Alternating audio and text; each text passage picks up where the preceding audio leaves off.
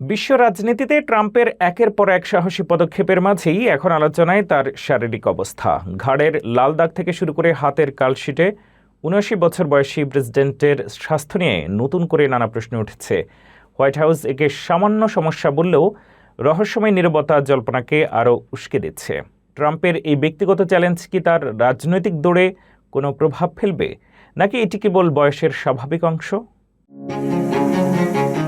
৭৯ বছর বয়সী মার্কিন প্রেসিডেন্ট ডোনাল্ড ট্রাম্পের স্বাস্থ্য নিয়ে বিশ্বজুড়ে নতুন করে গুঞ্জন শুরু হয়েছে। সম্প্রতি তার ঘাড়ের ডান পাশে একটি স্পষ্ট লালচে র্যাশ বা দাগ দেখা যাওয়ায় এই আলোচনার সূত্রপাত। মেডেল অফ অনার প্রদানের এক অনুষ্ঠানে ট্রাম্পের শার্টের কলারের ঠিক ওপরে এই লালচে ছোপ দেখা যায়। বিষয়টি নিয়ে কৌতূহল বাড়লে হোয়াইট হাউসের চিকিৎসক ডক্টর শন বার্বাবেলা একটি বিবৃতি দেন। তিনি জানান, এটি একটি সাধারণ চর্মরোগের চিকিৎসা এবং এর জন্য প্রেসিডেন্ট একটি বিশেষ ক্রিম ব্যবহার করছেন। তবে হোয়াইট হাউস থেকে এই সমস্যার সুনির্দিষ্ট কারণ বা রোগটির নাম প্রকাশ করা হয়নি।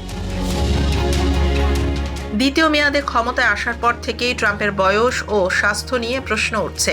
এর আগে তার হাতে কালশিটে দাগ এবং পায়ে ফোলা ভাব দেখা গিয়েছিল। তৎকালীন ব্যাখ্যায় বলা হয়েছিল রক্ত পাতলা করার ওষুধ, অ্যাসপিরিন এবং দীর্ঘ বিমান ভ্রমণের ক্লান্তির কারণে এমনটি হয়েছে।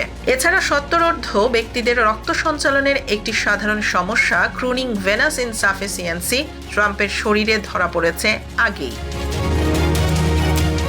মার্কিন ইতিহাসের সবচেয়ে বয়স্ক প্রেসিডেন্ট হিসেবে শপথ নেওয়া ট্রাম্প সবসময় নিজের ফিটনেস নিয়ে গর্ব করেন, কিন্তু একের পর এক এই শারীরিক উপসর্গগুলো কি তার কর্মক্ষমতায় প্রভাব ফেলবে, নাকি এগুলো কেবল বয়সের স্বাভাবিক লক্ষণ?